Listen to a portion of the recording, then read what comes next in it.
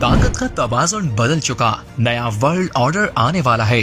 कौन super power, कौन सा मुल्क खत्म, किसका नक्शा बदलेगा, होश उड़ा देने वाली खबर सामने आ गई।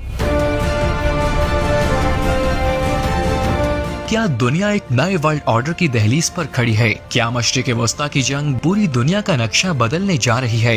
ईरान, इसराइल और अमेरिका की जंग ने आलमी सियासत में एक ऐसा बौछार पैदा कर दिया है जिसने दूसरी जंग अजीम के बाद कायम होने वाली आलमी निजाम को हिला कर रख दिया। अब सवाल ये नहीं कि कौन जीतेगा, बल्कि सवाल ये है कि दुनिया का अगला सुपर पावर कौन होगा। कभी एक फोन कॉल पर इत्तेहादी हरकत में आ जाते थे, लेकिन अब सूरत हाल बदल चुकी है। अमरीकी सदर डोनाल्ड ट्रंप की अपील पर भी इत्तेहादी ममालिक ने आबनाए हरमस के दिफा के लिए फौरी रद्द-ए-अमल नहीं दिया। यूरोपीय ममालिक पीछे हट चुके हैं और साफ और वाज़ेह अल्फाज में कह चुके हैं कि ये हमारी जंग नहीं, ये खामोशी एक बड़ी तब्दीली का इशारा है। आबनाए हरमस दुनिया की तवानाई की शहरग है और एक चिंगारी ने पूरी आलमी मशहद की चूल्हे हिला कर रख दी हैं। दूसरी तरफ देखा जाए तो ईरान के करीबी इत्तेहादी भी खामोश तमाशाई बने हुए हैं। चीन और रूस के बारे में सिर्फ कयास आरायां की जा रही हैं कि वो ईरान की मदद कर रहे हैं, लेकिन ज़ाहिरी तौर पर दोनों ममालिक सिर्फ बयानात की हद तक महदूद हैं। इराक की मिलिशियाज की बात करें तो वो अपने कारोबार बचाने में मसरूफ नजर आती हैं,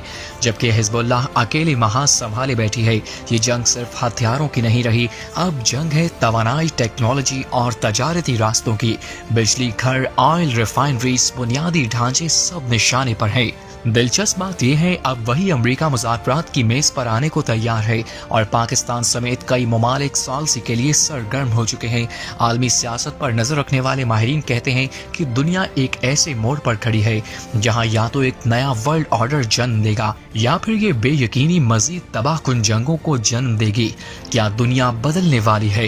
क्या ताकत का नया मरकज उभरता हुआ दिखाई दे रहा है या हम एक और बड़ी तबाही की तरफ बढ़ रहे हैं? फैसला आने वाला वक्त करेगा।